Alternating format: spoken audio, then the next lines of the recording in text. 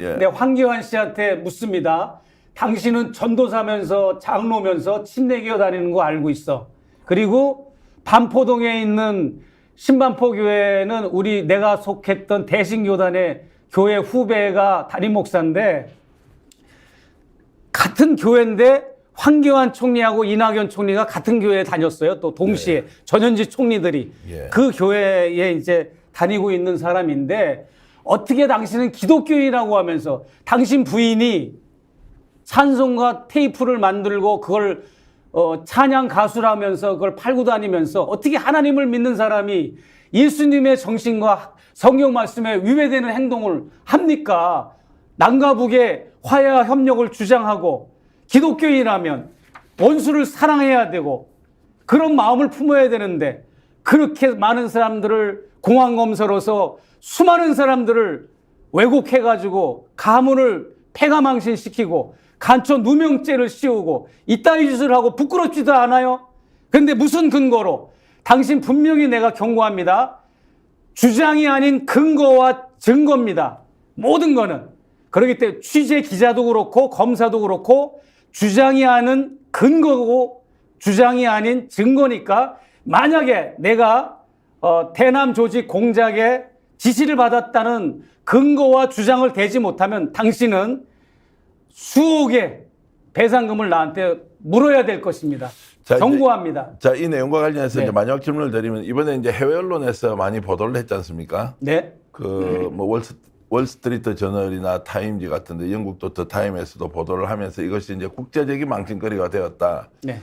이것도 결국 선전선동의 후속 조치다. 대남 공작의 선전선동 후속 조치다. 이렇게 하면서 매우 원활히 이루어진 걸로 봐서는 네. 이게 대남 공작의 전형이다. 이렇게 하는 부분은 네. 어떻습니까? 지금 해외 언론의 취재 활동이나 이런 것들이 이렇게 허술하게 되어서 정말로 김건희 여사의 명품백 수수를 다룰까 이런 생각이 좀 들었는데 이런 주장에 대해서는 어떻게 생각하십니까? 그 말씀도 이제 포함이 되는 거겠고요. 제가 작년도죠. 작년 6월 달에 책을 2권 내서 출판기념회를 열었습니다. 출판기념회를 열었는데 북한의 봉수교회라고 있습니다. 평양 봉수교회. 그 평양 봉수교회를 건축함에 있어서 남한의 가장 큰 개신교 교단이 통합측이라고 있습니다. 네. 장신대, 영락교회, 세문안교회가 소속한 명성교회가 소속한 교단인데 그 통합측 교단 남성교회가 건축 자금을 댔습니다. 수십억 원을. 그 자금으로 평양 봉수교회를 진 건데 그 지었을 때 건축준비위원장을 지내고 그 북측 조선 그리스도 연맹과 수십 차례 협상을 거쳐서 그 건축을 시작하게 되고 완공하게 되기까지 그 주역이 누군가 하면 통합측 남성교회 회장을 지낸 김영덕 장로님이라고 계십니다. 이분을 내가 인터뷰를 해가지고 굉장히 큰 두꺼운 책을 출판을 했는데 그 출판 기념회를 하필이면 어디서 한 줄 아십니까? 조선일보 코리아나 호텔에서 출판 기념회를 열었습니다. 2권. 하나는 북녘 하늘에 십자가를 세우기까지. 또 하나는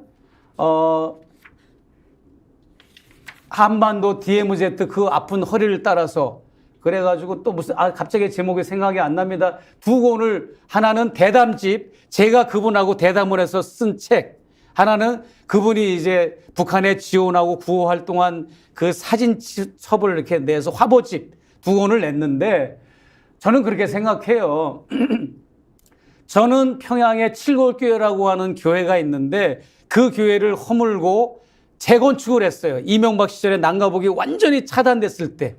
그래서 난가복이 교류도 없고 정부 당국도 그렇고 교회 당국도 그렇고 완전히 차단된 적이 있었습니다. 그때 내가 북한을 다니면서 그 건축 현장을 방문하고 하면서 그 교회를 건축하면서 내가 큰 역할을 해서 평양 칠곡교회를 완공을 했고 그 완공을 하고 입당 예배를 나를 초청해서 그 입당 예배 설교를 했습니다. 그거 이제 올라와 있습니다. 아티클도 검색하면 나옵니다. 그러니까 황교안 총리에게 묻습니다. 맨날 입에 거품 물면서 간첩 조작질하는 게 낫습니까? 아니면 내가 북한을 내재적으로 접근해서 교회당 하나로도 세워서 예수 그리스도의 복음이 그 교회를 통해서 선포되는 게 낫습니까? 황교안, 어떤 게 낫습니까?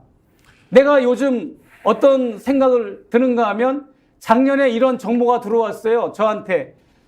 코로나 기간에 봉수교회 교인들이 평일날인데도 모여서 기도회를 한다는 소식을 들었어요. 이 김용덕 장로님한테 그런 정보기관에서 연락이 왔다는 겁니다. 평양 봉수교회를 건축한 분이고 이것 때문에 북한을 100번을 왕래를 하신 분이야. 뭘 통일부와 국정원에 다 허가하에 갔다 오신 분이니까. 그리고 국민훈장도 받으셨어요. 그것 때문에. 근데 그분한테 국정원에서 검증하는 연락이 온 겁니다. 작년 코로나 때 기간에 있었던 얘기입니다. 코로나 기간인데 봉수교회 교인들이 수백 명이 모여서 기도회를 하는데 여기에 대해서 아느냐고 확인 전화가 왔는데 이분이 모르니까 또 나한테 확인 전화가 온 겁니다. 이 김용덕 장로님이. 그래서 내가 알아보니까 평양 봉수교회 교인들도 이제 신앙의 열매가 맺혀서 평일날에도 코로나 때문에 공고하잖아요. 사람들이. 여기도 공고한데 그분들은 얼마나 또 팍팍합니까? 그러니까 모여서 기도회를 연 겁니다.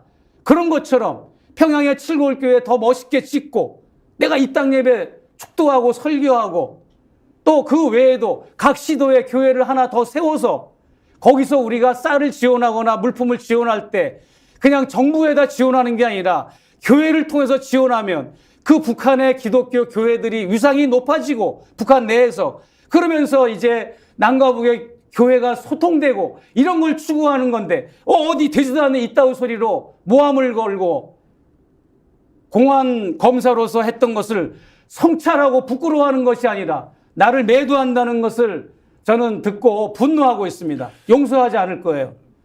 지금 이제 최재형 목사에 대한 대남 공작설을 퍼뜨리고 있는 이제 황교안 전 자유한국당 대표에 대해서 얼마나 이제 격앙된 목소리로 본인의 심경을 지금 재형 목사께서 거의 인간 말종 수준입니다. 저 따위가 일국의 국무총리를 지냈고 그리고 법무부 장관을 지냈고 일국의 대통령 권한대행을 지냈다는 것이 수치스러운 일이고 저런 반북 반통일 세력이 국가 지도자가 됐다는 게 대한민국을 후퇴했던 것이죠. 스픽스는 말하는 언론입니다. 대세는 유튜브, 그중에서 스픽스.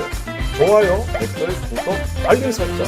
여러분이 저희를 사랑해 주시고 우리가 여러분을 사랑하는 4가지 방법입니다.